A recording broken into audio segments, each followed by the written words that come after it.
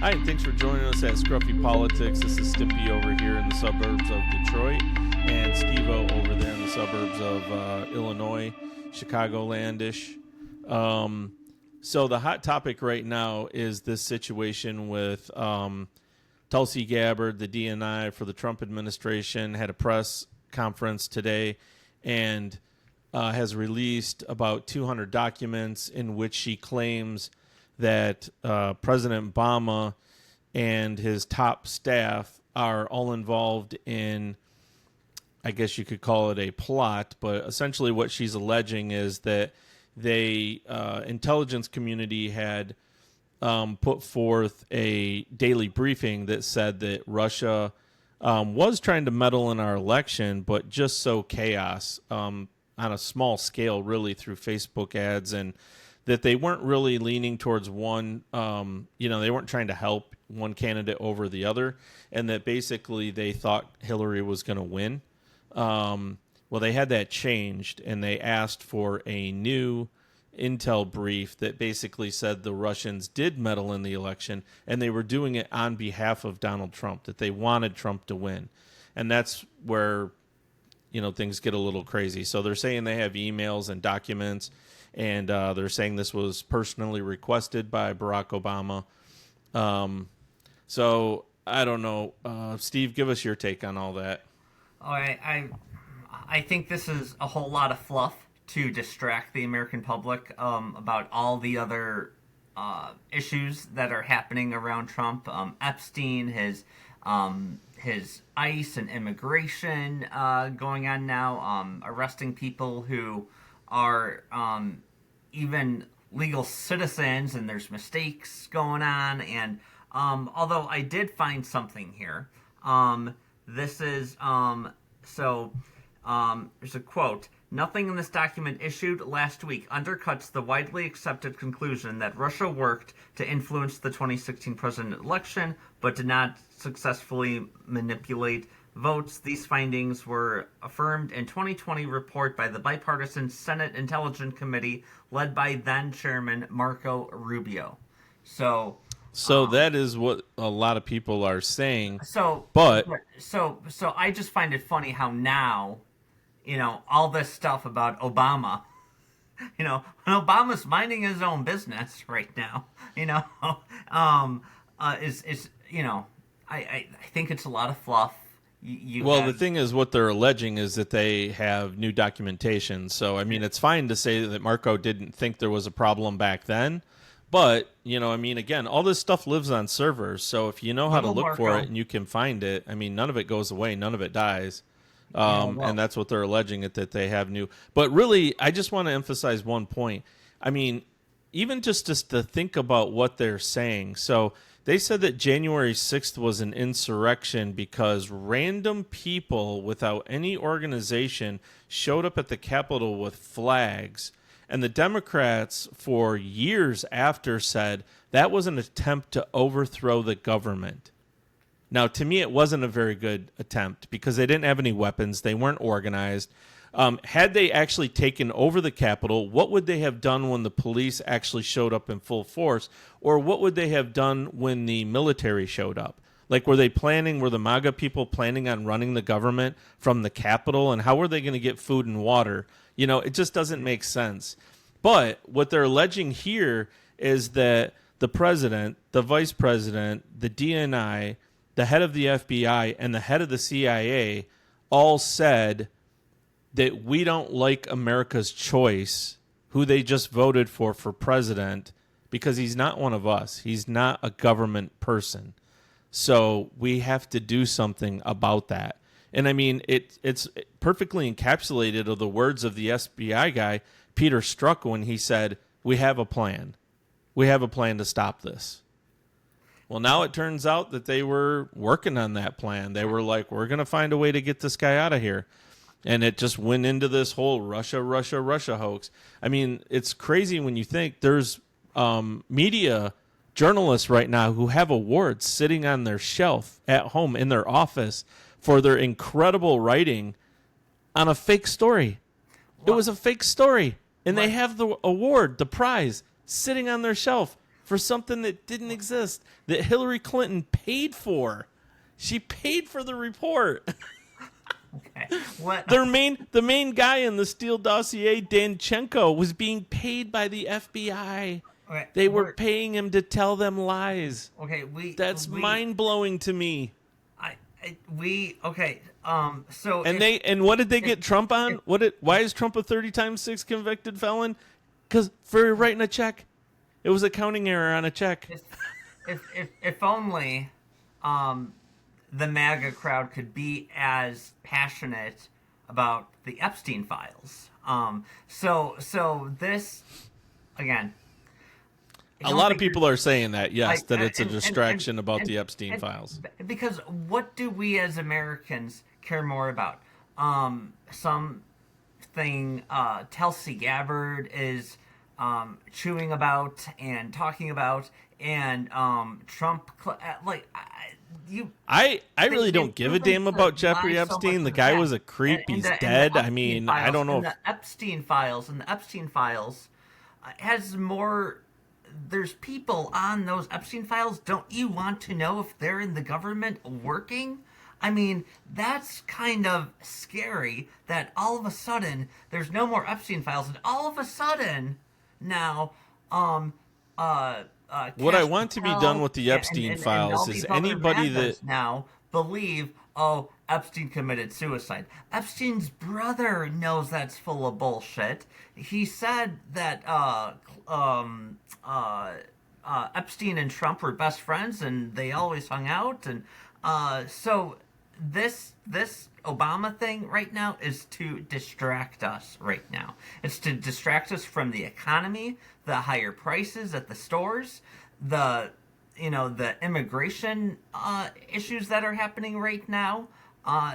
This is a distraction because Trump does not want Trump to be the only one in a negative light. He wants Obama. So what you're saying is they have all the dirt on Trump, but they're not releasing it because the Republicans who are in control right now are protecting him, right? Yeah. But then if they have it now, then they had it a couple months ago when Biden was president. Why didn't Biden release it? Because Biden. It's not like they got it in the last month. Because Biden never made a huge issue out of this. It was Trump talking about it for so long that claimed Bill Clinton and Hillary Clinton were on the Epstein list. Well, if they are, wouldn't he want that released?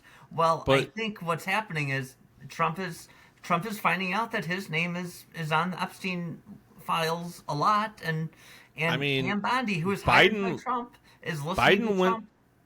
But Biden went so far as to approve raiding his personal home. Now, if you're going to go that far, if you're going to let armed agents go into an ex-president's personal residence, because that's you're trying to destroy somebody. So why not release the Epstein information that you had? Why wouldn't you? He wanted to take Trump out in the worst possible way. There would be no reason for him to hold back anything that he had on Epstein. But Trump ran on that he's going to release these Epstein files and Epstein lists. But he wasn't president then. Oh, but Trump is president now, and Trump has failed. So what happens if you're running for president and you say, I'll release that info, and then you become president, and then he says, hey, so where's all this info? And they're like, we don't actually have that much. Oh, well. Then what do you do? I think we all know. Well, look, this is what I think should happen to Epstein, which, again, I said I don't really... it because of who her boss is. Like this is easily solvable. That lady's still alive, right? So you make sure she lives, and you go to her, and you say, you give us the list of the offenders, and then you got to get the evidence, and you got to mount a case, and you drag them into court. That's how you deal with the Epstein list. And if Trump's one of them, hey, that's fine. Have her tell everything there is to tell about Trump. Get a reporter in there. I mean, would she not tell a reporter everything that she knows? Oh, I saw Trump do this and I saw Trump do that. Why aren't they talking to her? People are probably afraid now to speak up. You know, I mean, you see what Trump is doing to these networks, and Well, the networks are lying. That's why they're being sued. every single time. No, they are not lying every time they report news, and Trump doesn't like it. Trump didn't like an interview that CBS did with Kamala Harris, and now, like the guy does not have. Yeah, because they were putting their finger on the scale for her. Oh. Well, why were they editing it? They don't edit it for Trump. They don't edit it in his favor. Why'd they edit it in Kamala's I'm favor? sure there's been edited Trump interviews on Fox, but our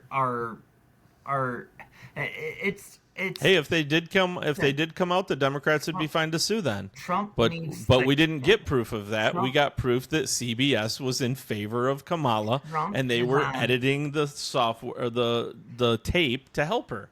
Trump Well, is then you're on- not a journalist. That's my only thing. I don't care. You don't even have to do I personally wouldn't watch them anyway because I don't consider them journalists. But why can't we just have an announcement and say CBS is not a journalistic operation? They are part of the Democrat Party. They're done. Now, if you want to watch the Democrats' TV show, watch CBS. Well, But if you don't think if it's you wanna journalism, watch- don't think it's news. if It's you want to not. watch MAGA Donald Trump news, watch Fox Entertainment, and where That's they, fine. You can have that approach. You can have that approach. I know? believe a lot of these news networks, yeah, they do have a slant at times, but at times, do they mostly report what they have to report as facts? Yes. If they didn't, So if Fox is so slanted, why does Fox have more viewers than all the other stations combined together?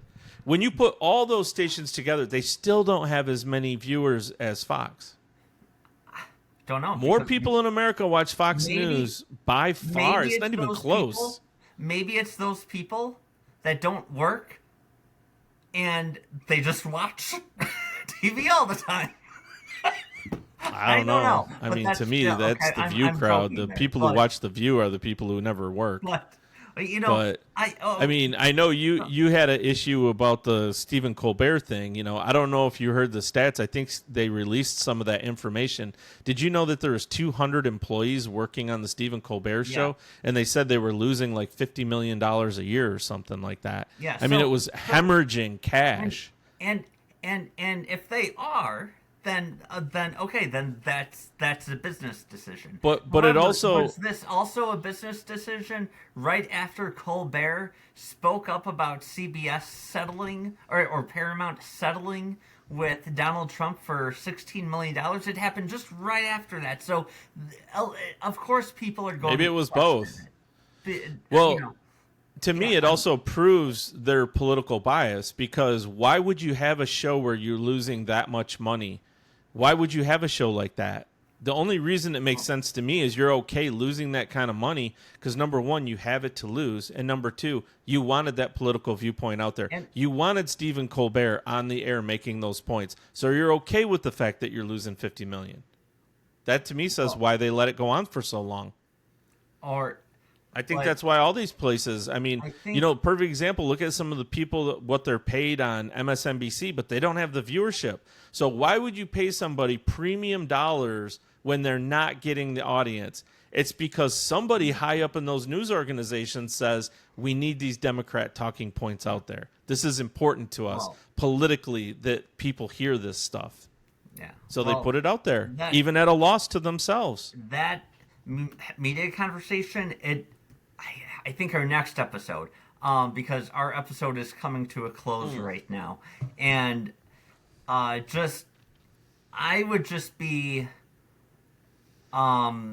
cautious with any of this Obama misinformation that might be coming out, or Well- allegations, because the Trump administration, and they've done it before, Trump has been caught lying several times in the past. His people have, and last person I would trust is a Russian informant, most likely Tulsi Gabbard. Yeah, so I want to end on saying the whole thing was completely fake, but yet they ruined the lives and sent what was it, 8 people to jail over something that was fake because they were political enemies. That's what it was. So it wasn't about right and wrong and justice. It was about destroying your political enemy. That's what the Democrats went out to do, and that's what they did. So I think somebody from the Obama administration has to be held accountable for this, because if you let stuff like this go on, then you're a joke. We're like Russia. I mean, for crying out loud, if you're going to do stuff like that, then why didn't they just, look how Vladimir Putin assassinated that. Remember the guy, what was his name? I can't remember now. Something like 1 year, yeah. Natali or whatever the guy's name was. I forgot. But, he was the Russian opposition that ran against him, and they arrested the guy and put him in jail, and then they poisoned him to death. Would I be well, okay, wrong that's if what's I coming said- next to America if we let this stuff go on. Would I be wrong if I said many in the MAGA base would not mind this becoming the United States of Russia? I don't want it to become the United States of Russia. What I want is for political people to do their jobs properly and not go after their political opponents. And it's clear that's what Biden did.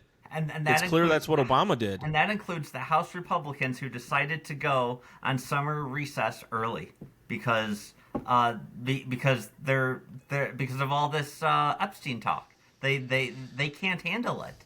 I mean, look at remember the big Fonnie Willis case in Atlanta? You don't even hear about it anymore. What a fucking joke that was. They arrested like 17 people on a RICO case. You don't even hear about it anymore. Yeah. It was such a fucking joke, Steve. They were trying to ruin these people. Using the law, they were trying to ruin their enemy. I mean, that is like King Henry VIII saying, I don't like that guy. Chop his head off. I mean, that's anarchy. That leads to anarchy when you go down that road, when you start doing that to people.